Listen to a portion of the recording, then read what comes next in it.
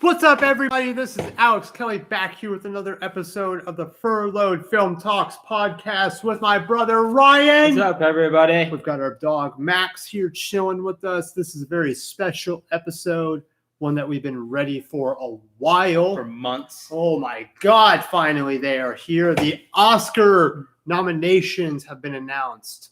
Did they disappoint or not? No, I think they were pretty good. Not as many kind of crazy snubs or surprises as people were expecting, but there were a couple like every year. So we will jump into kind of the ins and outs of those and give our take on that, run through some of the different categories here in a minute. And then we will review Cherry, starring Tom Holland, directed by Joe and Anthony Russo, now on Apple TV+. We watched that Friday night. Yeah, Friday night. We got to see the inside of Tom Holland's butthole, so that was really cool. Sexy. Yeah, that was fun. Into the spider hole, as some would have said. But we will review that at the end of the episode. So very excited about that.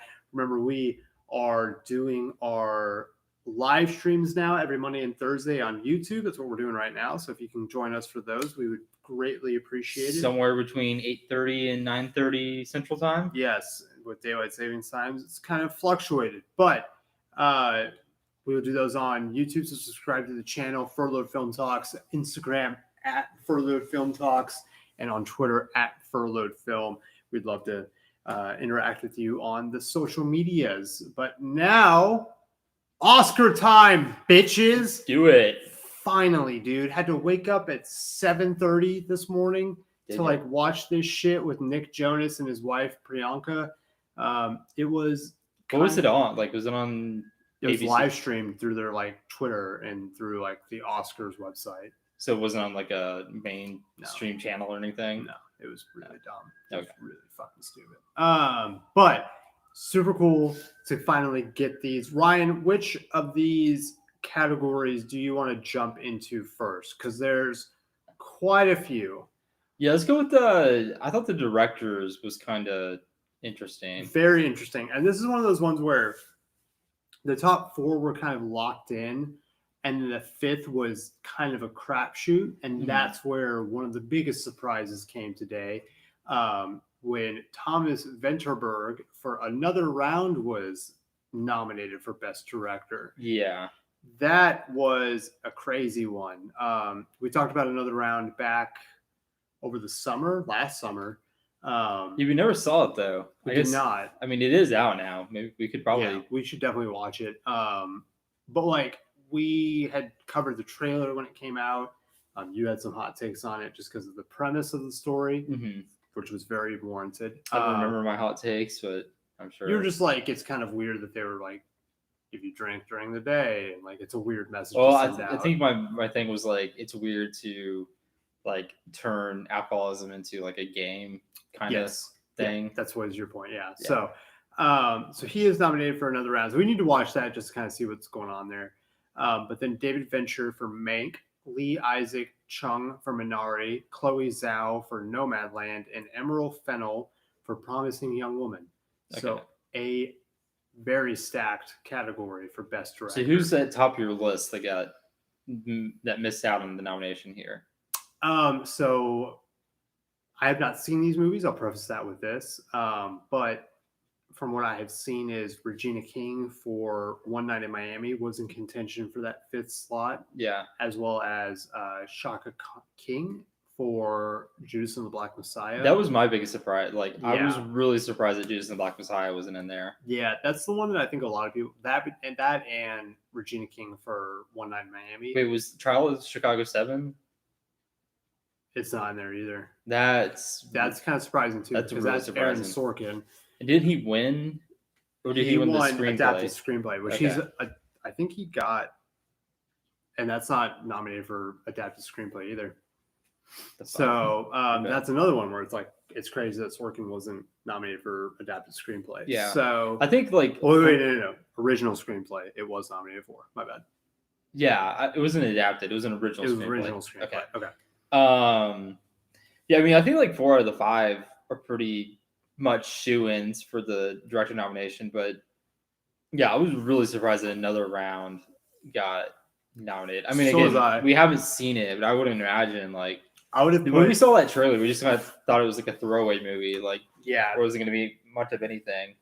it definitely has surprised me a lot more than I was expecting because, like, like you said, when we saw the trailer for it, we were kind of like, Yeah, really? All right, cool. Like, interesting I mean, concept. it does have Mads Mikkelsen, so it's Yeah, like well, and that's what I was seeing people say today was like, if he was going to get nominated for Best Director, it's kind of surprising that Mads wasn't uh, nominated for Best Actor. Like, at least as like that fifth person, because like, if you're going to get the love and the Best Director, you might as well, or that portend that you would get the love and Best Actor. So I mean, I guess not because the opposite wasn't true for Judas and Black Messiah, right? They got 2 supporting actor Yeah, well- noms, but didn't get anything on the director side. yeah, which we'll get into that in a second, because that was the other big surprise today, that Judas and the Black Messiah basically doesn't have a lead actor. Which like we'll get into that because there's like an explanation for it that actually kind of makes sense. Is there? Kind of. Okay. So I think Nomadland has this wrapped up. The Dark Horse is going to be Lee Isaac Chung for Minari and maybe Emerald Fennell for Promising Young Woman. I think it's going to mainly be between Nomadland and Minari. Yeah, It really should be. If anything's going to challenge, I mean, I would say Minari is better directed, especially like since you had. I mean, if you look at the 2 movies, right? Like one is like has 2 child actors, is playing with multiple languages, and is like a period piece, and the other has fucking real life people. Like how much directing was actually going on there, right? Like Nomadland. in Nomadland, right? Like it's set in current day. Like you only have 2 main actors / actresses, and like the rest of the people are just really playing themselves. Yeah, they're 100% like just being themselves. Right. So like, no, you're not. You're very, very. It's weird that she's getting so much buzz for Best Director when really it should be just like Best Actress and Cinematography. Yeah. That's basically all the movie is. The cinematography in that movie is incredible. Yeah. No, I 100% agree with you on that. So maybe like Dark Horse Minari, like, and I think there's a lot of speculation that Minari is like having a real groundswell right now. That they're It's a fantastic movie. It's an amazing movie. So they're really getting kind of the push right now to where they could get a lot more, awards than people were expecting a couple weeks ago. So I hope so because that movie is amazing. I think I put it as my number 1 movie on my list today. I like ranked them all on Twitter today. And sorry. What the fuck was that? I included the fact that I have not seen The Father. We have not seen The Father. So like, we do need to see that. Yeah, because it's the only movie that we have not seen out of the Best Picture nominations. Right. What's up? I was just pulling up the nominations so I could actually like reference it. So I'm not doing just off of you. Yeah. Let's talk about this one real fast. I don't know how much time you want to spend on this because it's not a huge one. It's not a lot of people that are talking about, but it pissed me off. Okay. Documentary feature. Mm-hmm. The one that we'd been kind of championing. We had talked to Jesse and Amanda, right, the directors of this movie. So like we're a little bit slanted, but we can be honest about that. Boy State was not nominated for documentary feature. A lot of people had kind of said that was one of the biggest snubs.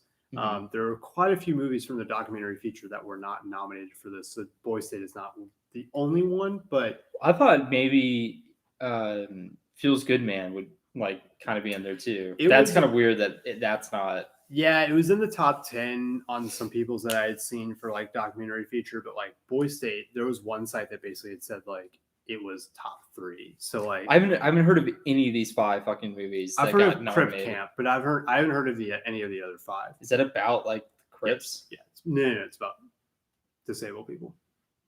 Oh, Jesus Christ. Yeah. They called it Crip Camp? Yeah. Really? Yeah. That's awful. It's fucking awful, man. Hold on. I gotta like pull up the actual like But I mean, all the other ones: That's The Mole Crip versus Agent, Blood. Collective, My Octopus Teacher, Crip Camp, and Time. Like, I literally not only have like not seen those, I don't know anything about any of these documentaries. You want to know who were executive producers for this movie? Crip Camp. Yep. Sure. Barack and Michelle Obama. Oh, there you go. Crip Camp starts. I thought you were going to say something like Peter Dinklage. That'd be insane. No. Crip Camp starts in 1971 as Camp Jeanette, a summer camp in New York described as a loose, free-spirited camp designed for teens with disabilities. So it's cool. Probably it's on Netflix. It's probably really great, but like there was one called Truffle Hunters that wasn't nominated. That's supposed to be like amazing. Mm-hmm. And then there's Dick Johnson is Dead, which is supposed to be really good. That also didn't get nominated. So like there's a couple outside of even Boy State that like didn't get nominated for Best Feature that like people are like, what the fuck are y'all doing? So this obviously was one that, you know, they probably just were like, people are not going to pay attention to this. Like, we'll just like do whatever the hell we want here. Definitely goes very under the radar. Mm-hmm. So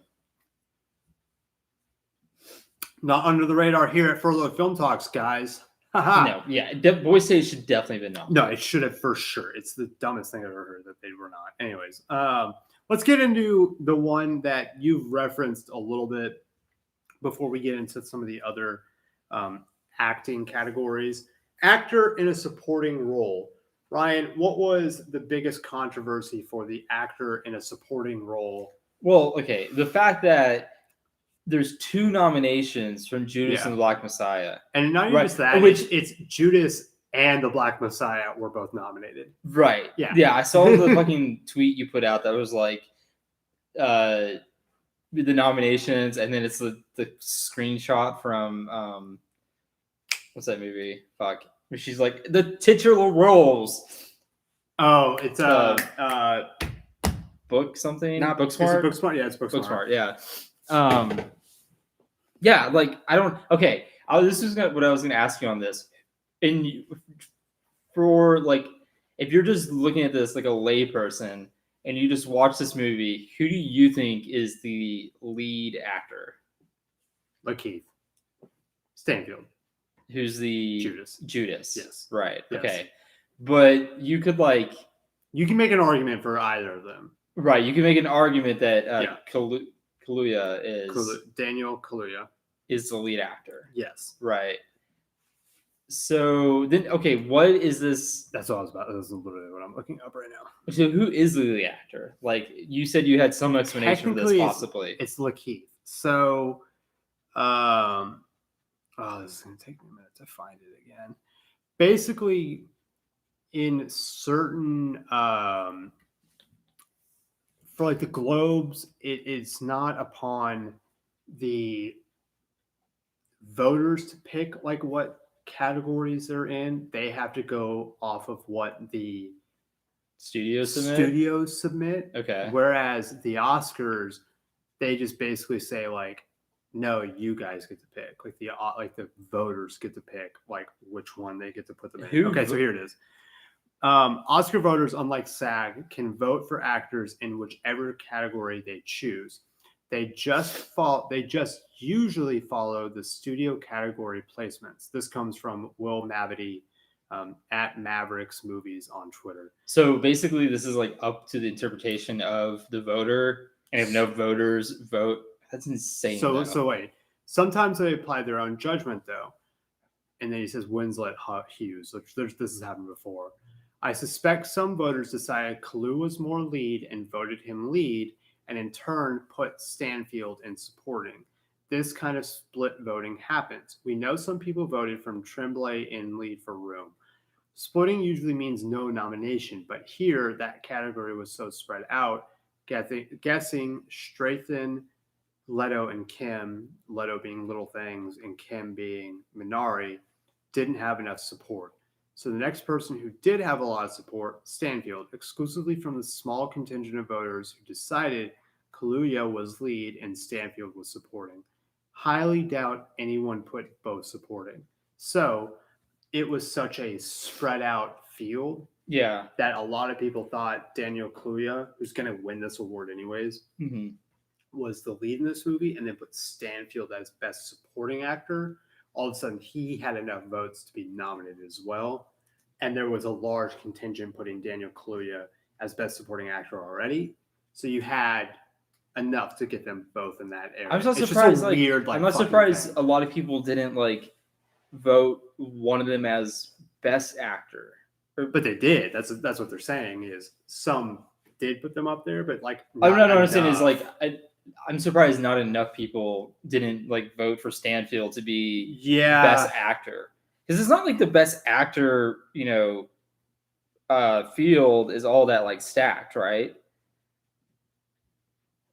I'm pulling it up. So right, so you got Anthony Hopkins, Riz Ahmed, Stephen Yeun, Chadwick Boseman, and Gary Oldman. That's really stacked, actually. That's really, really good. Stephen Yeun is really fucking good in Minari. Gary Oldman's Gary Oldman. Yeah, people were bitching about that today, and it's just screw you. I wouldn't think Ahmed or Hopkins. Supposedly Hopkins is amazing in The Father. I was messaging with somebody today on Twitter who said his performance there in The Father is one of his top 3 or something like that. It's supposedly amazing. Well, and Riz Ahmed is really good in Sound of Metal, but I think we can both agree that Chadwick Boseman's going to win that. Yeah, I guess we haven't seen it. We need to watch that. Do you think he wins it if if he's alive? No. I don't think so. Okay. Cool. I think that's a legitimate conversation that you can have. It's just and I think it's have it months from now. No. And I think it's totally okay that comes into play your decision making if you're voting for this award. Yeah, for sure. Because this turns in more into a lifetime kind of he should designation rather than for a one-time piece of work, right? Because this is his first Oscar nomination. Yeah, so Gary Oldman already has one. It kind of sucks for Stephen Yeun, but but I think all these other guys on this list would be yeah, fuck it. Especially Anthony Hopkins and Gary Oldman, they both had So Riz Ahmed and Stephen Yeun, they'll have other chances. Stephen Yeun is the first Asian American actor to be nominated for Best Actor. Really? In the 93-year history of the Academy Awards. What about Riz Ahmed? Is he not the first? He is first Muslim. No, I didn't hear anyone say anything about that today. I'm pretty sure that's what it was. I'm going to look this up real fast. No, I'm not disputing that. I'm surprised that it wasn't Stephen Yeun talked about more. Yeah, Stephen Yeun got talked about more than he did. Yeah, first Muslim nominated for the Oscar for lead actor. No, it's pretty badass. No, it's really, really fucking cool. So I would love I think Chadwick Boseman would probably win this. I don't really know. With Stephen Yeun's acting in that movie's good. It's just not actor. I don't know if it was actually would deserve Best Actor. I don't think it would. I think Riz Ahmed's would. I don't think his either. I think Gary Oldman's definitely would. His was fucking awesome. Which a lot of people that today were basically just saying oh, he had a bunch of prosthetics on, and that one got him the nomination. It's fuck off. What, he did a really, in Mank? Yeah, let's not even get into that. It makes me so mad, dude. But no, I think Chadwick Boseman's gonna get it, and I think he's earned it. But let's not forget that is going to be the saddest moment of the night. Yeah, when his wife accepts the award. Accepts it. Yeah. So that will have to be something that people kind of prepare for. And props on her for going up and doing it, but that's going to be a really, really rough moment. So this feels weird to say, but we'll be thinking about her, I guess. I don't know. There's nothing else really good to say there. I hope she's okay with doing that. So, well, she handled it really well with the Golden Globes. She did. But this is going to be in person. This is going to be in front of a lot of people. Yeah. That's going to be a really rough moment. Yeah. So just watch out for that. Anybody who, can't handle that kind of stuff, just get ready for that, because that's going to be a really intense moment. Actress in a leading role, I think I don't know who's going to win this, man. I really don't. Viola Davis, Ma Rainey's Black Bottom, Andra Day, who won the Golden Globe, The United States versus Billie Holiday, Vanessa Kirby, Pieces of a Woman, Frances McDormand, Nomadland, and Carey Mulligan, Promising Young Woman. If you like people shitting in a bucket, then Frances McDormand's going to definitely win. I'd be really surprised if it's not Frances McDormand here. I so will I, but like, I could see Viola Davis winning. Having not seen the movie and just like seeing everybody's reaction to it, I could kind of see her winning. I don't know. I mean, okay, like, let's be just completely real for a minute. Yeah, go for it. Academy Awards do not have the best track record with like racial equality. So I would like not giving it to Chadwick and Viola Davis, and then like I could see them giving it like I think Chadwick Boseman is an easier track here because of like it's kind of like a posthumous Heath Ledger type thing. Exactly, but I could absolutely see them giving it to Frances McDormand, who's already won an Oscar, over Viola Davis. And I'm not saying it's like or do they go kind of the black horse and give it to Carey Mulligan? Kind of the out, like kind of, option there where all of a sudden it's split enough and then Carey Mulligan has enough traction. I don't really know. I mean, do you think there's any, and again, we'll preface this by saying we have not seen I just think like versus Billie Holiday, but do you think there's any way Andra Day wins this? No. Okay. No. Because she won it for the Golden Globes. Yeah, I think there's no fucking chance. Like, that's the part of it. Like, I normally been like, there's no fucking way she wins this, but she won the Golden Globe. Because you have to remember, like, crazy. The Academy Awards is like voted on by Academy members. It's not. Yeah, it's actors and actresses. It's not press or like writers or anything like that. It's Academy members. Yeah, and people fucking love Frances McDormand. Like, she's true. You know what I mean? Yeah. So and Carey Mulligan didn't even get nominated for the BAFTA. That was like the one thing that people were really they were saying like they were saying that she had a far easier chance of getting that because it's like her home nation's award show, right? So and she didn't get nominated, which is insane. That was kind of crazy. That was to be honest. Yeah, like when I saw that, I was like, what the fuck? Who won it for the BAFTA though? I don't think the BAFTAs have happened. Because Vanessa Kirby could win there too, like same kind of deal. She's also from. We need to see that. Supposedly that's a way more hardcore version of like Promising Young Woman. I fucking really want to see that. Yeah, BAFTAs aren't until April 11th of 2021. Okay, and then the Academy Awards are like April 25th. Okay, because it's the day that the chick from Miss Congeniality says. What? You remember Miss Congeniality? No. With Sandra Bullock. The fuck are you talking about? The movie Miss Congeniality. I know what movie you're talking about. Okay, in the movie, one of the characters, she gets asked like, "What's your favorite date?" And she just goes, "April 25th. It's the perfect day. It's not too hot and it's not too cold. It's perfect weather." I fucking hate those literally the exact day. I hate those movie quotes about dates. Yeah, like the one from Mean Girls. Yeah, there's Mean Girls. There's like Back to the Future. Yeah, dude, like freaking what's her face? Carey Mulligan didn't even get nominated for the BAFTA for Best Actress. Like some other random shit. Vanessa Kirby got nominated, so maybe there's a chance Vanessa Kirby has. I don't really call Frances McDormand here all day long. Yeah, it's probably the smart move here. Did we talk about supporting actress at all?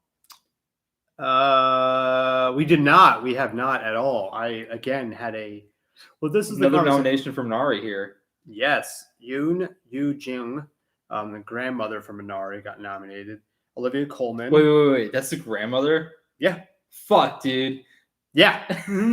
God, I want to see her accepting an award on stage dude. so bad. How awesome would that be? Oh my God. If she's anything like her character. It seems like she is. And some people think that she could win. Like, I would be ecstatic. But, okay, here's a conversation that we can't really weigh in on because we have not seen it. But a lot of people think Glenn Close is going to win for Hillbilly Elegy. God, I don't even want to see that movie. She got nominated for the Razzie as well for Worst Supporting Actress. For that movie? Yes, for this role. So she was nominated for Best Actress or Best Supporting Actress and Worst Supporting Actress for the same role. And she's probably going to win. That's one of the few movies I've actively been not. I really don't want to see that fucking movie. Yeah.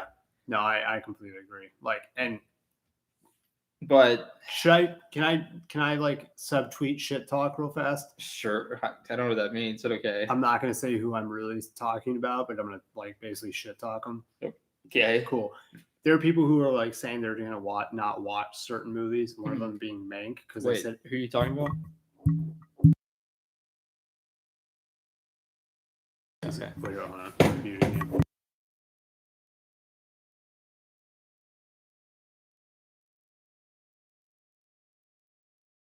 Wow. Okay. Yes. Should I say that on fucking? Yeah, I don't think you shouldn't. Okay.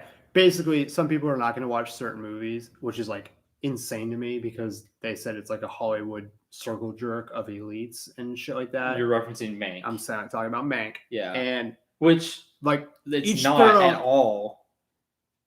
No. Yeah. If anything, it's like the exact opposite. It's like like they're it's like a lambasting of the Hollywood industry and what it was like back then. My point is, here's why I bring this up. For the Oscars, last year was the first time where I'd seen all the Best Picture nominations, and that was my goal for a while, so I felt really accomplished in doing that. Good for you. This year is going to be the second year in a row. If you have the ability to see all those movies, and especially if it's said like, hey, this is what's been nominated, and you need to have seen this to have a true ability to critique everything. Yeah, ability. And you actively don't do that because you're kind of pissed off with a couple movies. Go fuck yourself. Well, and like that's dumb as shit. I don't think you made clear that like you're talking about someone who's like full-time job is reviewing movies, right? Who's a part of the Critics' Choice Association. Yeah. So like this isn't some random dude on Twitter. We don't have to name names. No, I'm like, not going to. You're talking about someone who has made this their career, and they're not going to see a movie because they're actively not going to see movies because they don't want to. I don't want to see Hillbilly Elegy just because like we're gonna watch it. Bad movie, right? But like we're gonna watch it. We're gonna go out of our way to see The Father. We're gonna go out of our way. Right. I legitimately want to see all movies that have been nominated for Best Picture, Best Director, Best Actor, Actress, and Supporting Actor and Actress. Like, to have legitimate conversations about this, you need to see the movies. And this is really why I'm saying this. I feel like we're kind of hacks sometimes when we haven't seen the movies that like people have seen at Sundance or whatever. But that's my point. Is like they've already seen it, so I'm like, well, shit. Like I'd love to be able to be. We don't have access to it though. That's my point. Yeah, these people do, and they just actively choose not to watch those movies. Right, and that pisses me off because kind of silly. If we had that access, we would watch that in a heartbeat. Yeah, and we are going to when we have the chance. That's really my point. Okay, well, back to Best Supporting Actress. Who do you think gets it here? I think Glenn Close in a amazing. Well, okay. You really You really think Glenn Close is gonna get it? From everything that this is 100% just like from what I've seen on Twitter. Okay. From what I've seen, that's don't just go on Twitter. Like go off. Well, I haven't seen it. I guess I have to go off of all the talk that I'm seeing. Sure. That's my analysis of like everything I'm seeing. I mean, what I want to see. Hold on, no, back up. Okay. Should we be doing this based on like what other people are talking about? If we're the ones that are like doing this show and we're the ones like putting our own opinions out there, yes, are we gonna you can say what I think is gonna win and what I think should win. Yeah, and that's what I'm asking. Like, what do you think should win? What I think should win? Yeah. Yoon Ye-jung from Minari. Okay. That's what I think should win. You think Glenn Close is gonna win it? From what I've been seeing. That's what people have been saying, but like I think the grandmother from Minari should win because that is a heartfelt and that's what I'm saying. Like that one, and this is why that one scene where I told you I started crying. Yeah, where she's like basically holding her grandson. Yeah. That is a heartbreaking moment, and that in and of itself should win Best Supporting Actress. Yeah, for sure. So I mean, I would see like Maria Bakalova winning this over Glenn Close. I could see it. I don't know if it's serious enough for the Academy Awards to like exactly award it. Yeah, for them to be like, oh yeah, this is good enough. Like, wait, counterpoint. Okay. It's a political enough movie against Donald Trump for them to be like. So, i.e., they're going to give it to her because she basically honey-dicked Rudy Giuliani? Yeah. I would love and that. I'd be okay with that. The honestly. entire point of the movie was to like fucking fuck on the Republicans and Donald Trump right before the elections. I'd be so down for that. But like, out of all of these, what do you think should win? Are we in agreement, or? I mean, again, we'd have to see The Father and Hillbilly Elegy. Yeah. You know, based on the 3 movies like we've seen, I think Yoon Jung should win it. But Amanda Seyfried was not super like standout-ish in that movie. So like, I mean, she did a really good job. Like, she had to master that like accent and that time period kind of. Yeah, exactly. Yeah. Like she did a great job with that. Yeah. But yeah, I mean, she deserves a nomination. She doesn't really deserve to win. No. I can see Olivia. I mean, I don't know. Olivia Colman. I love Olivia Colman. Like, but don't make me like hate on her. No. Fuck, dude. I think she's great, but I'm not sure this would be like a movie. Like, it doesn't seem to me in that role where she's really playing like someone who is carrying the movie and is like. I understand. That whole movie's like on. I understand what you mean by that, but you watched a couple episodes of Broadchurch. Is that the name of it? The show with her and David Tennant. Kramer and Stryker? No, fuck. Damn it. God dang it. You know why I call it that? Cameron? Cramorant? No. Because it's a Pokemon. Broadchurch. It was Broadchurch. It was the freaking detective show. You know the Pokemon where they had that video where like it's a loud techno music and he's like eating a fish or whatever? Yes, yeah. That's Cramorant. Okay, whatever. Anyways, Broadchurch. Sure. She plays a detective, and her husband is the murderer in it. Spoilers. Right. I mean, okay. Here's my point. In that, you do not expect her to have really dramatic moments or moments where her acting prowess can really come out.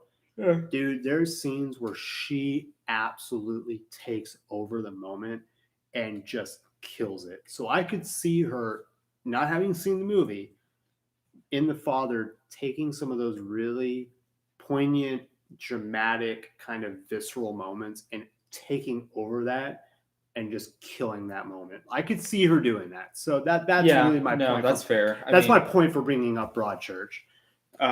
If you haven't seen Broadchurch, it's on Netflix. Go fucking watch it. It's incredible. It has David Tennant and it has another Doctor Who in it. The woman Doctor Who, whose name I can't fucking ever remember. Hillbilly Elegy was one with Amy Adams, right? Yeah. And what the fuck?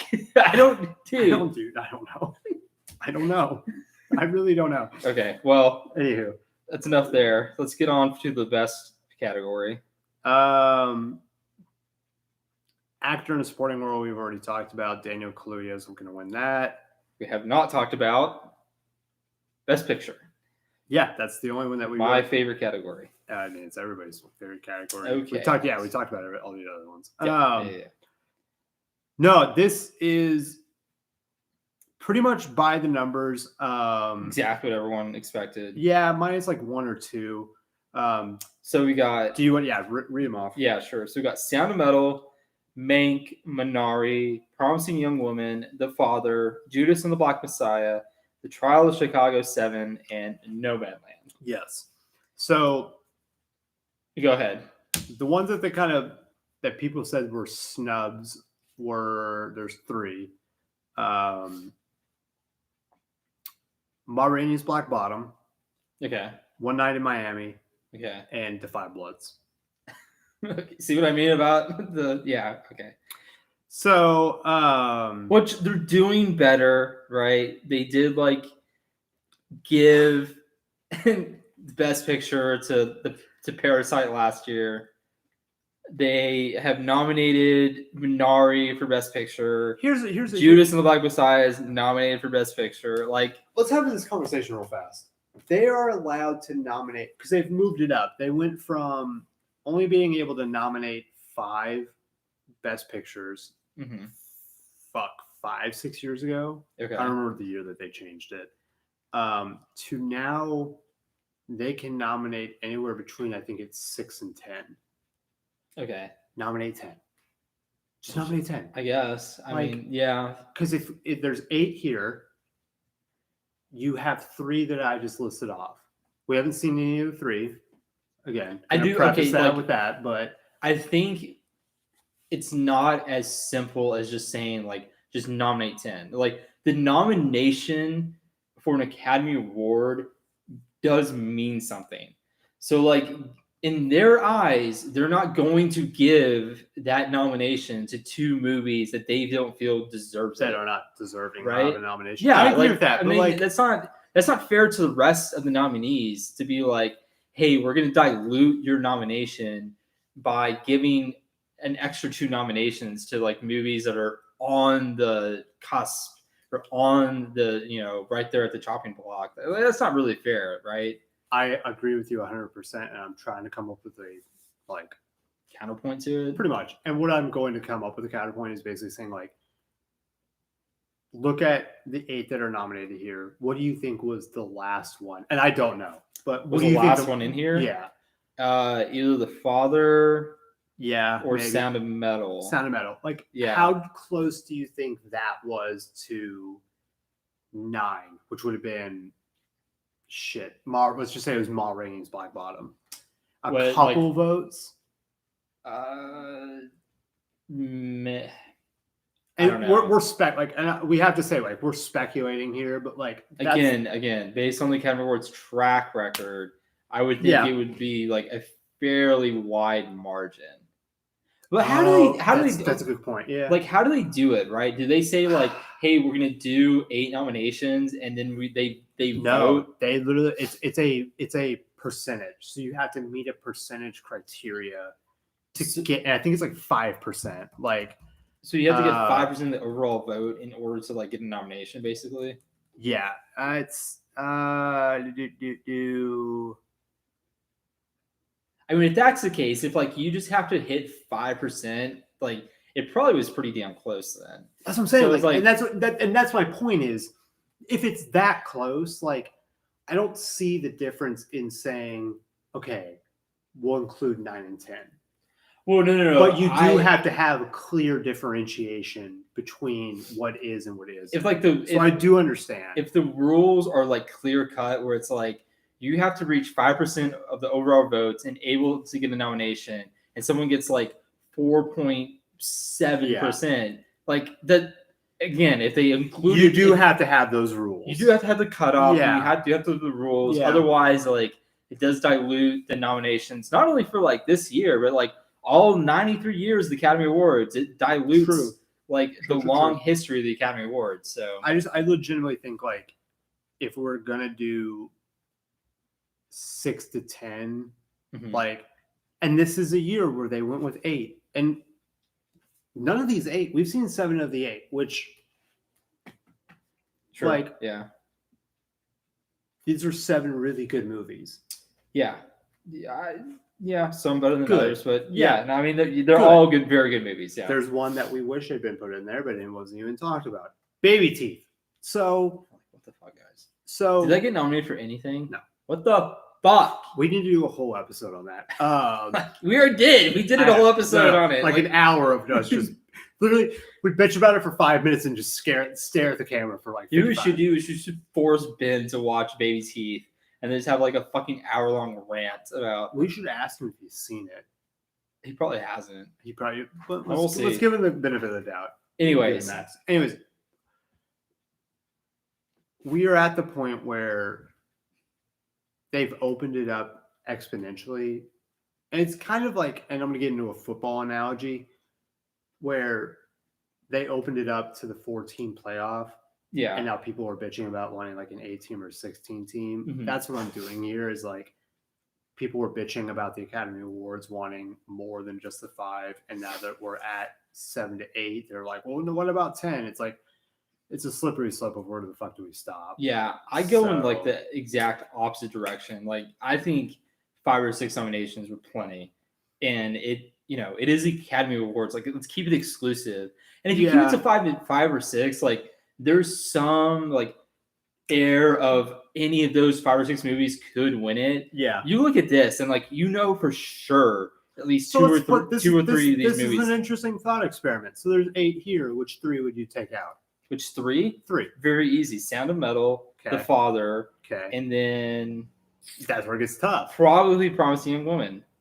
Oh, I would take out Sound of Metal, Father, and this is where for me this is where I would get in trouble. But Judas and the Black Messiah. Yeah, it would honestly be between Promising Young Woman and Judas and the Black Messiah. I think Promising Young Woman would have to stay in there. I think it would have to be.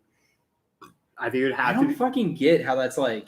What, Promising Young Woman? I really don't understand how that's the best. It's a good movie, man. Like, it's better than Judas and the Black Messiah versus Promising Young Woman. Which one did you like? Very, very close. I know, but which one do you like more? Which one was more profoundly impactful? Judas and the Black Messiah. Really? Yeah, for sure. But, that's the beauty of all of this is like this and this. That's extremely subjective. I'm gonna get on like 50% of the overall population would be like brashing my brains in. That's fucking fine, but like I'm gonna go on a tangent real fast. This is the beauty of the Oscars, and this is the beauty of film. Is this starts to get to people have those conversations on movies where like some of the time we would not have these fucking conversations where it's like, okay, which one, Promising Young Woman or Judas and the Black Messiah? Because we see them in a vacuum and then we don't ever fucking talking about them. Right. Like this is where we get to have those conversations where like I can put out my rankings for this film, for these films, and put them 1 through 7 because I haven't seen The Father yet. And then all of a sudden people are jumping in and like telling me to watch The Father. That's fucking cool. Like that's what we want to do here. Yeah. That's the greatest part about this. But like, I don't know, man. Like I think Mank, I think Minari, Nomadland, Promising Young Woman, and Trials of Chicago 7 were all top bill. Like top of it all. Okay, let's do something here. Let's power rank our top 3 of which movies we think should win. Oh, I already have it. Best Picture. I did this earlier today, so. All right, do your number 3. I did. Okay, number 3. Oh, this is gonna get me in trouble too, because whatever.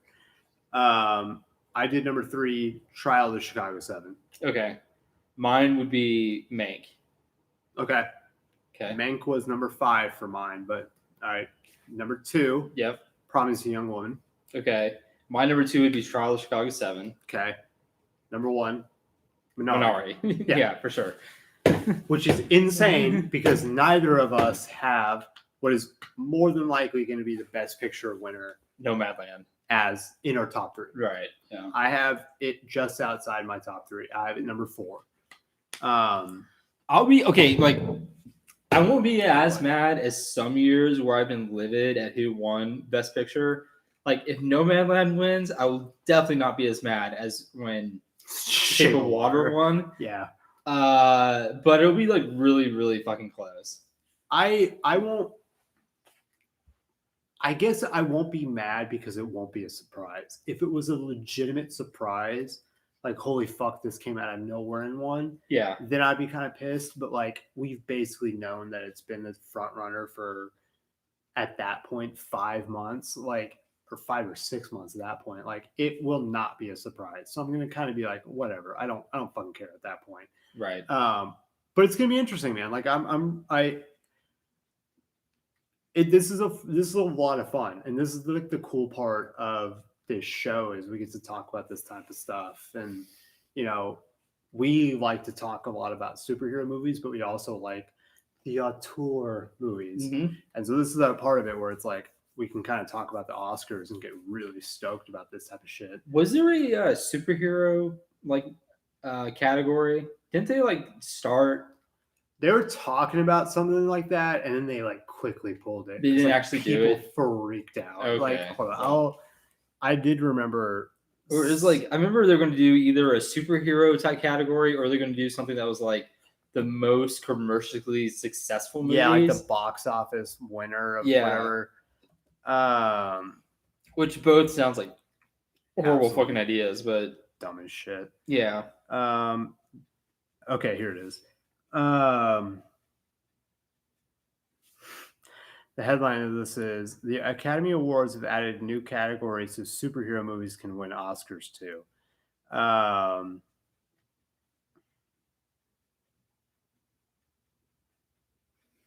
Dude, Best Picture of the Year got fucking nominated for Best Costume Design. Who did? Mulan. Yeah, and so did Pinocchio. Yeah. Involves adding a new award category for Outstanding Achievement in Popular Film. So, i.e., like whatever is the biggest superhero movie of the year. Got you. So they basically made it like a blockbuster, tent pole category. Which let's talk. Well, hold on. This is a good segue into something else that I wasn't planning on talking about. How do you feel about Avatar taking over Avengers Endgame? I could fucking care less. Thank you. Fucking thank you, dude. Just because it's like the dumbest fucking story in the world, or just like, why the fuck do we care? Why do we care? Why do we care that like a bunch of Chinese people went and saw the movie a few more times, and now like they've sold more tickets than fucking Avengers? I don't care. Like nothing against Chinese people. It's just like that's legitimately what happened. They released the movie in China. People were getting like more fucking Chinese people saw it. But it wasn't even like the first time it was in China. It was like they literally just like re-released it and got over $7 million in like sales. But like I was like legitimately looking when that got announced for fucking shit here Disney to announce that they were going to re-release Endgame, and they should, dude. It would only take like. And here's the beauty of it. And this is what I hit us up for marketing ideas. You need probably $3 to $4 million to retake the lead. Just re-release it with a campaign where it's like, we're going to take it back from Thanos type thing. Right. Yeah, you saw that too. Take it back from Thanos and literally just like have this marketing campaign to get all the nerd boys out to watch your fucking movie. And actually, easiest shit ever. If you did it now, it'd be like fucking genius for Disney and for Kevin Feige. Like they're so worried about what's about to happen with Black Widow. Just release Endgame and see what happens, and that's your test case. Bro, do a double feature where it's Endgame Black Widow. Done. Yeah. Oh my god, this would be like done. 6 fucking hours of the Endgame and Black Widow. Is it like 5? That'd be like 5 hours of. Yeah, we're about to watch 4 hours of this fucking Snyder cut. Fanboys will sit through that shit. To ensure that Endgame is the number one. Oh, okay. Well, on that point, yeah, there's a shit ton of fucking Marvel fanboys that would go out and buy tickets just to ensure that it stays on top, which is honestly pretty fucking dumb because like there's going to be another movie that eventually they can't keep this up forever, right? No, they can't. But and it's super kind. And I don't. This is the only. Or maybe they can. Like after COVID world, maybe it really won't be the same and. Like you're not wrong. Whoever gets on top here stays for like there 10 forever. years. Yeah. But the funniest part about it is Disney owns Avatar and Avengers. I was going to ask that. Is Avatar, they're Fox, right? So they were bought by Disney. Yeah. And Zoe Saldana was in both, so she wins either way. True. Yeah. Well, kind of. Yeah. Anyway, Max is not happy with us because we're not giving him pets. Let's move on to. Are we gonna do Cherry now? We're 15 minutes into this thing, dude. Good. That's like Oscar talk should take this much time. Do we want to do the Q&A real fast? Yeah, I think it's super light. Okay, but real fast because we gotta say this real fast. Real fast. Vinny has shouted us out a couple times on his Instagram. Okay. He's a super badass fucking dude. See? He was literally hyping up Furloughed Film Talks. Coolest motherfucker out there. Vinny Montenegro. I'm gonna pull up his fucking Instagram. What? He deserves it. If I can type. Vinny _ Montenegro, MONTEGGNA. Go follow him on Instagram. Super badass dude. He was hyping us up. He was talking about movies earlier, so he's been asking us a lot of questions on the chat, which I'm assuming he has a couple more on here right now. Yes, sir. So just a couple things real fast. Cool. Snyder Cut apparently has a 75 on Rotten Tomatoes. Yeah, it opened really, really good. A lot of the people that I follow that are allowed to basically post about it on on social are hyping like everything I've seen fuck out of it has been positive for it. So I'm getting more and more excited as the days go by. So I cannot fucking wait. Yeah. Ryan's tired. Yeah. Yeah, I'm very excited. I cannot wait for this to come out. And then he commented that you got a haircut. So. Oh, I appreciate it, buddy. You did get a haircut. That's it? That's it, yeah. Well, boo you. Let's talk about some buttholes. Not the butthole cut Cats. We're talking, of course, about Tom Holland starring in Cherry. Directed and written and produced and everything by... Yes. I don't even know their first names, just the Russo brothers. Joe and Anthony. I do know... Okay, Anthony. Joe and Joseph and Anthony Russo. Jesus. Holy shit. Jesus Christ. It's past my bedtime. Yeah. It's Joe Russo who has a cameo in this movie. Is it Joe? Yeah. Okay, he does have a cameo. He cameoed in Avengers Endgame as well. Yeah, he was like, yeah. That was an odd moment. That was just so strange. Like, if you're gonna put yourself in your own movie, like, do you really have to be fucking woke about it? Like, yeah, no, it was like, and it was weirder because like people were like the first gay character in the MCU. What? Was it? Yeah. It was. Yeah. Yeah. There had legitimately in the 20-some-odd movies, they never had a gay character. Never had a gay character. Oh god, let me rack my brain here. Go for it. I'll give you some time. Like, I'm trying to think. Telling you, I'm trying to think of a character that was like. I've read a lot about this. I'm not thinking about like a confirmed gay character. I'm just thinking about a character that was could have been gay. Yeah. I mean, there was like Captain Marvel and Valkyrie, but like, I think Bruce Banner and Tony Stark got pretty close. So. At least bisexual. Want some of my, yeah. Anyways, I see what you mean. But right. Cherry. Why don't I get to explain this one? No. I'll do the synopsis real fast, and then I want you to give like your fucking review because. Oh yeah. Like for some reason we didn't actually talk about this at all until now. Yeah, and that's why because I did not want to like. Because I love this movie, and Alex was like very lukewarm about it. So I was, yeah. I haven't heard why he's so, not. Here we go. Okay, this is the film synopsis of Cherry on Apple TV by Joe and Anthony Russo. The wild journey of a disenfranchised young man from Ohio who meets the love of his life, only to risk losing her through a series of bad decisions and challenging life circumstances. What the fuck are you doing? No. Okay, so here's what I thought about this movie. A lot of exposition, lot of voiceover, and it never fully dives into some of the like more hardcore like aspects of what the movie's about, i.e. the drug use and the war. Like the war, it kind of dives into him with the other people around it, but it always kind of hits it off in like a comedic sense. Okay. The war type. And also the like whole montage at the beginning of his like basic training. So it was comedic when he was like dragging burnt corpses into body bags. That part, no, but the part where like he's getting his butthole looked at and the like robot. Yeah, sure. I mean the training montage. Sure. Carry on. Some of the drug use where like it's very hard to watch, but then there's the moments where like they're all shitting themselves, like having not done a ton of drugs. I didn't know that that's how that went, but like I don't know if that would be comedic in the moment. I think you'd be like really fearful as you shit yourself everywhere. That's just me. Okay. But where it really kind of got to the point where I was just like, I don't know, is the end of the movie where it all gets to that point where everything's going spiraling. It's going downhill.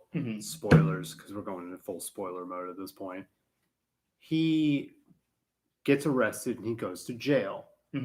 and it's supposed to be 2007 through 2021. Yeah. And they basically speed through that 14 years in 5 minutes. They do, yeah. And all of a sudden, Tom Holland, who's 23, 24? He was, sure. Whatever. Yeah. Grows a fucking handlebar mustache, has a fucking mullet, and like goes full fucking prison mode. Yeah. And it's supposed to be like in his late 30s, early 40s. And mid 30s. It's just a weird fucking way to like end this movie where he gets out of prison off parole, and then his wife, who they've had a toxic relationship for the whole movie, is just like they're waiting to be happily like getting back together with him with like no explanation. And the movie just fucking ends. Okay. And it's just like a weird way for this movie to end, where it's just like, what the fuck? Like, what the fuck was this whole movie about? Like, okay. It just didn't feel like there was a lot of coherence. Wait, answer that question though. What was this movie about? PTSD. No. What would you say this movie is about? This, I mean, like it said in the synopsis, but I think like if you go a little bit deeper than that, like this movie is nothing more than how decisions in life can take you down one path or the other, and how very bad decisions can take you down a very, very dark path. And it's only been by making like good decisions and by, you know, changing your path in life that you can have like happiness and turn your life around and have like a happy life, right? I agree with that. The reason that like it wasn't weird that he gets out of prison and his wife is there, and like, yeah, they had a toxic relationship for most of the movie, but like the reason that wasn't weird for me was because it's really, really fucking clear. Like they show scenes of him like joining a 12-step program in prison, and then by the end of the sequence, he's like leading the 12-step program. Yeah, I understood that part. And when he gets out, he sees his wife, and like it's really, really clear to the audience that he's like clean and sober, she's clean and sober, and there's like this meeting of like, it was a direct reflection of the first time they saw each other in class, right? Where he looks over and they like, she glances over and they connect eyes. It's exactly what happened at the end of the movie, where like he looks across the parking lot, she's getting out of the car, and they just like see each other and smile. And so it's like, it's really clear that if they both make the right decisions, like they can be happy together and can have like an amazing life moving forward. Do you not think it's important to show how she got to that point? Because it feels like you have no real idea how she got to that point. Like, I don't think that's important, because like it's not her movie. This movie is about Tom Holland. Like it's about how their relationship through bad decisions are toxic, like how they bounce kind of off each other. So like, no. The whole movie is about Tom Holland's decisions and how they affect his life and his loved ones around him. It has nothing to do with like his decision to start like using hard drugs eventually led to his wife using hard drugs. It like, there wasn't like this joint decision to do together. Like it's solely about him, and like not showing her 14 years out of prison was like a deliberate decision to like keep the movie focused on this one person.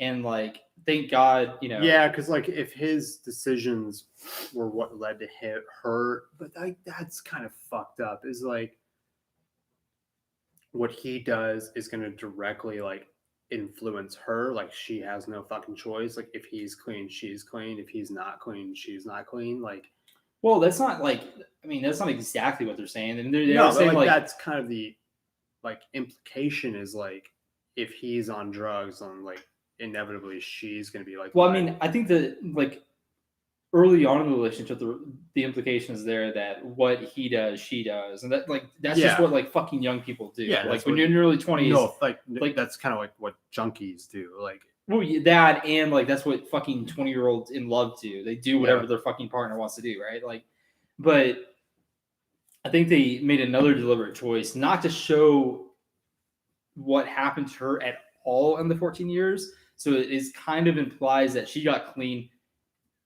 on her own. Like there wasn't really, they never showed them communicating with each other while he was in prison. So like it that's kind of really my point too, is like it implies that she did that on her own without like his... after 14 years and you have not been shown that like they're in contact, like is that, it's not the right word, but like is that realistic that like she would still be around after 14 years? Like, I mean, for a lot of people, no. Like, is it possible? Yes. Is it probable? Absolutely not. Yeah. But like in the context of this story, that's what makes this such an amazing like start to finish movie, is that like it shows him like at ground zero, basically at neutral, and then like all these up and downs at like to a precipice led to like this really really dark place, and then like he dug his way out of this hole, right, and like it, for most people in the world, like that relationship would not work out, right? Yeah, no, for most sure. people, and it would not work out. So like, is it realistic? Probably not. Does it make this fucking movie like heartbreakingly beautiful and amazing? Yeah, that's why I had such a connection to this movie. You really enjoyed it. I kind of didn't, and don't remember him in this. I thought some of the like army scenes were really impactful. Like I thought they were a great representation of what those people have to go through. Yeah. And kind of the after effects, like when they come home, I thought that was really well done because it shows you how a lot of people don't fucking understand what happens when you come home from that. And and it's not even just like when they get home where it's like people don't understand. It's like they showed his platoon mates getting blown up. Like, that to me is where it's like, okay, that moment where you see your friends not only just die, but then like charred, you live with that. You do not get over that. And that to me hit me really hard because it's like, shit, okay, that's going to fuck him up. And that's from a decision where it's like, yeah, like he kind of just made a split decision and had to go fucking like fulfill it. And that sucks. And that's a decision where you can't go back on it. Yeah. Whereas like a drug choice, like doing drugs is not a life sentence. It's not something you have to do for 2 years. Like, yes and no. Like, right. You get what I'm saying. Like, you can, if other people are around you to help you out, you can kind of slowly get back from it. But like, if you sign up for the fucking army, like you're there for 2 years. Like that's something that you cannot like get out of. So it's, I guess I hadn't thought about it that way. Like this movie is really about the coolest thing about making decisions. Yeah, and the coolest thing, like, I don't know, I highly doubt this is what they were intending, but like this story was almost, if you think about it, it was exactly Romeo and Juliet in reverse, right? Where like something, instead of the series of events happening and then like this tragic like miscommunication and misunderstanding leads to both of them dying, there's like this tragic miscommunication in the very beginning of the story, and then that in turn plays out all this series of like tragic and like horrible events, right? Yeah, no, that's a really, really good fucking way to put it. Like I enjoyed it. It was a lot better than I was expecting. What do you think of Tom Holland's performance in it? It's definitely extra at parts. I always enjoy fourth wall breaking, so like that part I really fucking enjoyed. But there's parts where it's just a little too much. But I think he did a good job. I think he flexed some of. This is what I enjoyed about it, and we said this a little bit. I love when an actor who is the star of a big franchise can go do something fucking weird, like spread his buck cheeks like fucking Mike Honcho. Right. That shit is hilarious to me, and I love that shit. So go fucking do that. being able to go outside your comfort zone and outside the Spider-Man, whatever, I love. Mm-hmm. So I give him kudos for this, and he did a good job. It's just not, a Oscar nominating type thing, which is like maybe you should never have to compare yourself. 99% of performances aren't going to be exactly Oscar nominating. Exactly. Yeah. So he did a really good job in this, and I hope he maybe not chaos walking. Yeah, I think it's unfortunate as fuck that I hope he starts to and he is. I hope he's starting to push the bounds of what his acting. Yeah, I think it's really unfortunate this came out basically the same time period as Chaos Walking, because that movie looks like a dumpster fire, and this seems really good. But should I go see that tomorrow? If you want to, I don't know. Well, do we need to clean tomorrow, Ryan, before we go to New Orleans? This has a 36% on Rotten Tomatoes. Chaos Walking, I think, has like a 20. This is a 36 critics score. Yeah. Rotten Tomatoes has a 22%. Okay. So, what would you give this? 2.75. Jesus Christ, really? Yeah. All right. Is yours gonna be above a 4? Yeah, I'd give it a 4.25. Okay. Hey, we can agree to disagree. I think it's an interesting movie. It's something that doesn't really stick with me too much. I'm excited for the Russo brothers doing more with Extraction, but this type of stuff, just not really my cup of tea with them. So that's just my thing. What about you? Yeah, 4.25. I love the movie. I think it's, it was a great blend of a serious feature film, a dramatic feature film, and comedy from Community, which also, the fourth wall breaking was almost directly out of Community. Yeah, no, so it's we do have to talk about that. Some of the comedy was fucking hilarious. That is what really saved this for me. It was they really blended some real comedic points. It was just the other parts of it just didn't really fit because it was super serious shit. It's different in a community setting where it's people out of community college, and then you can throw in some comedic bits, kind of like Scrubs. But as soon as you throw in PTSD and that type of shit, it's oh fuck, this is really heavy shit. So yeah, I think that's my point. Yeah, I think you're kind of wrong because I think you can have a dramatic feature film and not 100% of a character's story is going to be epically sad and traumatic with PTSD and with drug abuse and whatnot.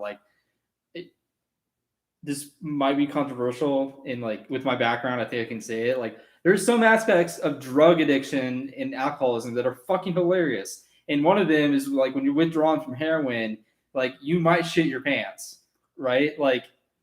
It's kind of fucking hilarious. It's hilarious to you because you've been there and seen it. Yeah. To people who have no fucking clue that's what happens, it's not as hilarious because it's, for better or worse, it's kind of a shock. That's not something that they would ever equate with that. Yeah. You know what I'm saying? No, because in the moment, if they had no fucking clue and all of a sudden they heard a heroin addict when they're withdrawing shits himself. Right. They're instantly could shit themselves. Could shit themselves. Right. Well, their instant reaction would not be, "Oh, it's fucking hilarious, dude." They'd be like, "Oh, that's my best friend who's having to withdraw from heroin, and they're now shitting themselves and they're throwing up." Yeah. Okay. So when you put it in the context of it's your loved one happening to, of course, but when it's in the context of there's only one toilet in a household for these characters, and one character is shitting in the bathtub and the other is on the toilet, that is, I think, objectively hilarious because you've been through you. I don't want to pull this back too much, but how many people have you known that's happened to? I mean, not a few. A few. Okay. Yeah. That's all you need to say. And that's my point. You've seen it, you've been through it a couple times, and yeah, but I'm saying it's inherently funny because those people have been through it. Right. I don't think for most people, even if they like haven't seen someone go through it, like I think there's parts of this movie that are just like really fucking funny, and you can have a movie be funny in that way while also touching on super serious subjects. Like they in no way. I like that idea though, that like even though it's a serious subject about drug addiction, not even for the most part, even though it's serious enough like drug addiction, you can make fun about it. Yeah. And you can make light of it, and you can bring attention to it. And that's the biggest part. I mean, even with PTSD, where you could like, I'm sure if you just casually brought up the subject, like someone who's experienced PTSD or someone who had a loved one who experienced PTSD, I'm sure they would like just off the cuff say, no, there's no way a movie could like make comedic moments out of PTSD. But I don't know. The scenes with the doctor were kind of fucking funny. Like John. Right? Like John could make light of that shit. Yeah, John can make light of it. There were certain scenes, like, again, like when he was talking with the doctor, or there were certain scenes that were funny. Was it funny when like he can't sleep and he starts taking, Oxycontins? No. Yeah. Was it funny when he's like, damn near having a seizure and his wife is like waking up in the middle of the night? I like that a lot. Yeah, no, you're completely right. No, they didn't make fun of that, but there are like highlights they could kind of poke fun at a little bit, and I think that's perfectly fine for like, if can I change my grade then? If you want to. 3.25. Okay, so I was able to sway you half a point. because tell me if I'm being an asshole here. Inherently, it is really funny sometimes when I make jokes about my Crohn's. Yeah. Because they're a part of it where you just have to make light of it. Because Absolutely. Otherwise, if it's all serious, you fucking want to kill yourself because like you're just wallowing in self-pity and like all this shit.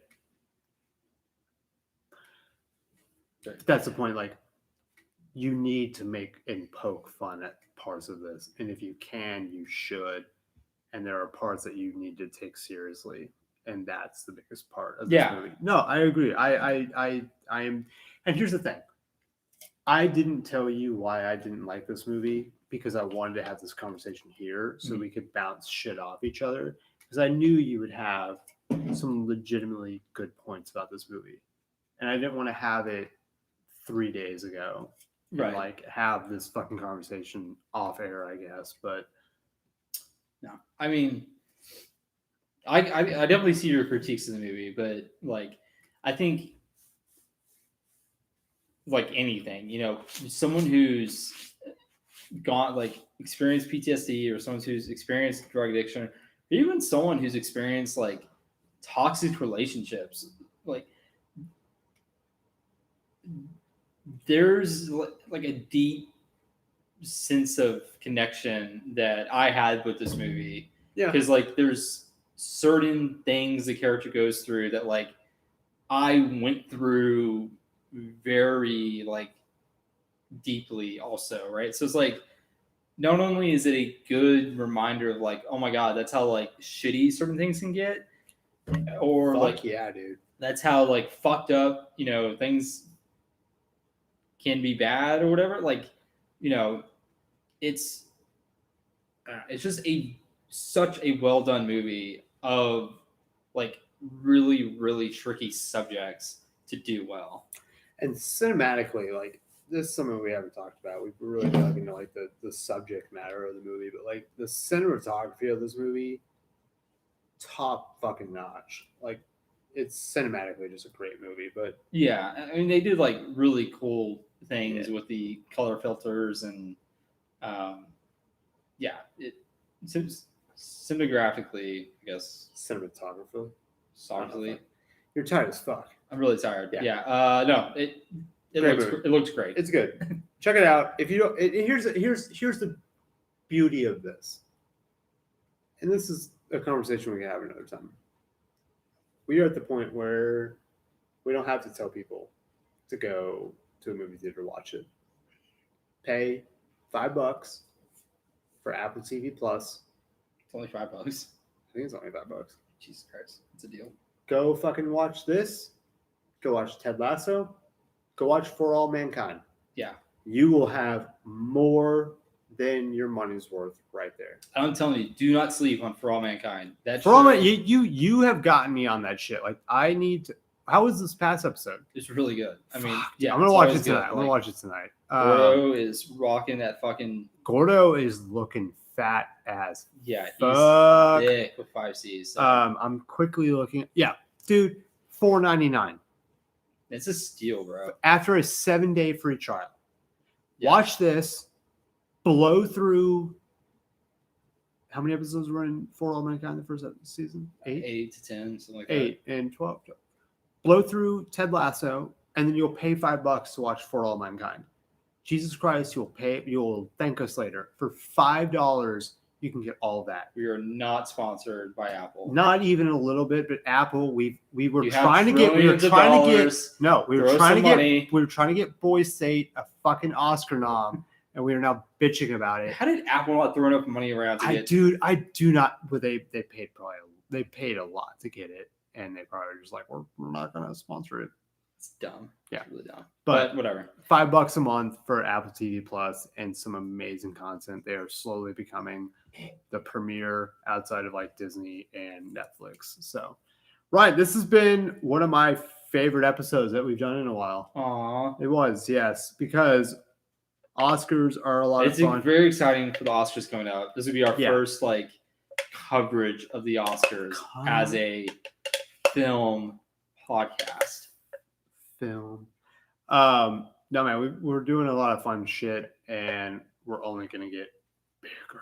Okay, one last topic, then we'll close this out. Oh God, are we gonna have an episode Thursday? Because yeah, we really we're supposed to be seeing somebody. Yeah, we're supposed to be going out. We're leaving for New Orleans Wednesday. Yeah. So how do you want to okay, here's the best part about this. Okay.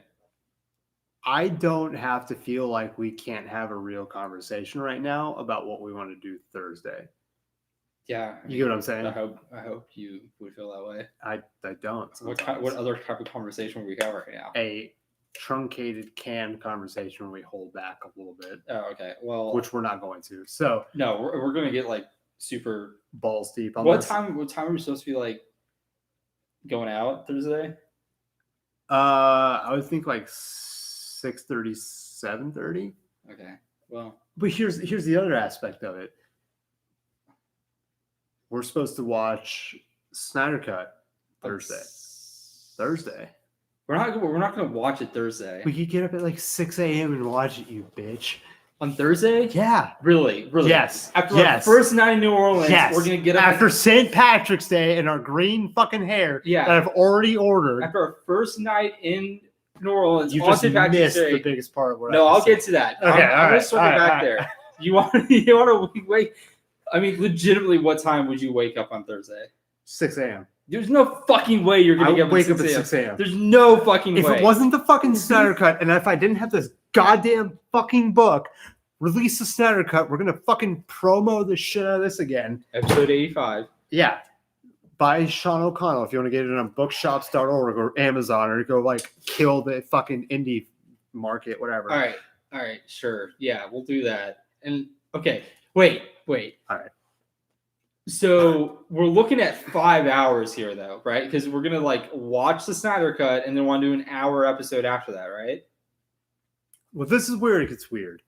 So, do you want to like? Okay, let's just say we get up at like 7 a.m. Shut the fuck up. Shut the fuck up. Shut the fuck up.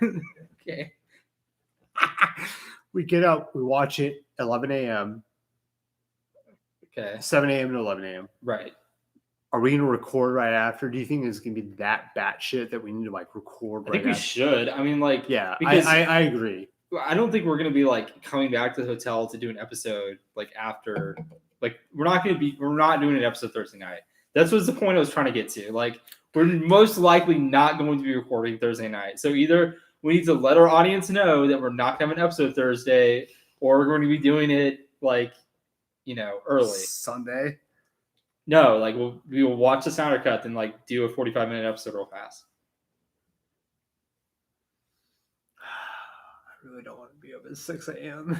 You fucking asshole! You were just yelling at me about that you would wake up at 6 a.m. No, we're flying all the way to fucking New Orleans for 3 days. Legit. I don't want to legit spend half a day in the hotel room. I know, dude. That's what I'm saying. Like, and that's the shittiest part about it. Like, I don't want to spend. And this is where I can bitch about it. That's like the 4-hour thing. Like, kind of sucks because like only because we're supposed to be out of town. Yeah, if we were at home, it wouldn't fucking matter. Okay, when would we watch it? If we don't watch it Thursday, you know what? I'm kind of on the train that we should get up at 6 a.m. to do this. Piece of shit, dude. Fuck you. I'm just gonna get up and turn it on, and then like you watch it, you watch it. I'll watch it, motherfucker. You'll bring the fucking HDMI cord to like hook up to the TV in the hotel room. Sure. All right, do it. Bet. All right, we're doing fucking Thursday.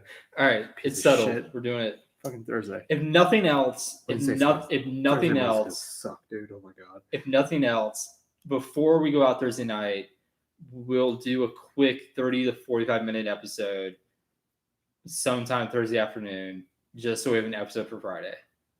Yeah. No. Yeah. Okay. Yeah. Anyways, back to the green hair dye. Where'd you order this from? I ordered it on Amazon. I'll be here tomorrow. L'Oreal? Yeah. Bro, that's gonna be like real shit. No, it's like washes out in 5 to 10 washes. Excuse me. If I go to the fucking dude, so we have to take 5 to 10 showers before Monday? Yeah. Okay. Cool. Bet. Stop saying that. You're not a Zoomer. The fuck does that mean? All right, get us out of here. Fuck you. Wow, this has been an amazing episode. This has been my favorite. 85, dude. It's almost 11. Fuck you. Is this 85 or 86? 86. 86. Holy shit. We are now 14 fucking episodes away from 100 episodes. This is so off the rails. I love it, dude. I love it. It's about to get even more off the rails, and you don't even know. Anyways, check us out on Twitter. No, fuck you.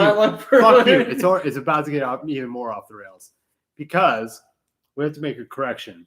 2 corrections. I'm about to walk away, dude. That's fine. Our mother wanted us to fucking point out that she was the one who bought Harry Potter and the Prisoner of Azkaban from last episode. Yes, if that wasn't implied, that it wasn't. And 11 and 7-year-old Alex and Ryan weren't on Amazon buying Harry Potter books. You were just fucking like, Amazon, bring your credit card. Amazon.co.uk. No, our mother bought it. She was a badass. She got it like months beforehand. God bless you. Love she commented as Jam Cannon Plano, which is an hilarious username. Jesus Christ. She also had no fucking clue what this is. Seriously, dude. Yeah, come on. This is what we meant, Mom.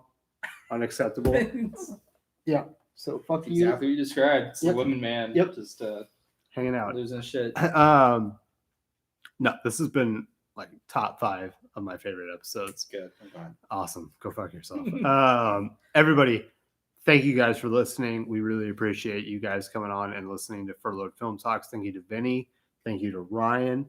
Thank you to Max.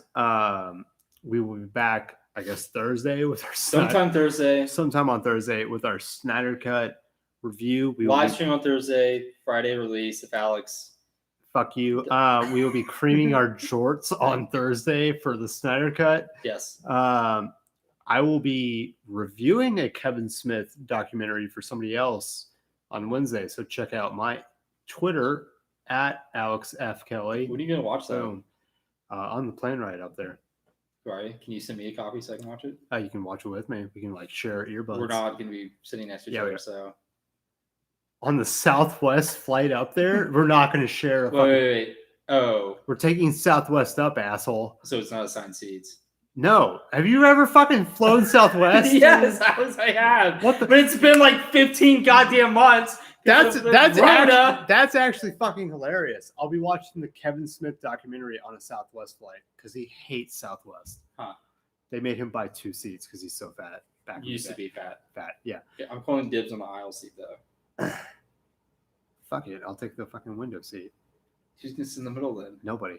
Then it's gonna be pretty barren. Yeah. Okay. We'll get cool. Fuck. Then how we just send me a goddamn link for the thing, Alex? What? Oh, I can't. We gotta talk. We have to talk about that off air. Okay. Everybody, thank you guys for listening. We really appreciate it. Check out the YouTube where we live stream Monday, Thursdays. We'll be doing a Snyder Cut sometime on Thursday, so be looking out for that. Subscribe to the channel for the love of Christ so that we can be Rotten Tomatoes critics. That'd be amazing. Furloughed Film Talks is our Instagram. At Furloughed Film is our Twitter. Ryan is at DDG Ryan. Yes. Follow him. He has some fun shit that he never posts. DeadDrawGaming.com. Huh? For your Pokemon cards. Yeah, DeadDrawGaming.com is his fucking Pokemon thing. Post Malone loves his site. So that'd be cool. That'd be fucking bad. I bet he does. I bet he knows about it. I guarantee he does. I guarantee he does. He probably knows the name. Dutch knew about you. That's true. Yeah. He probably knows the name. He probably doesn't know. Yeah.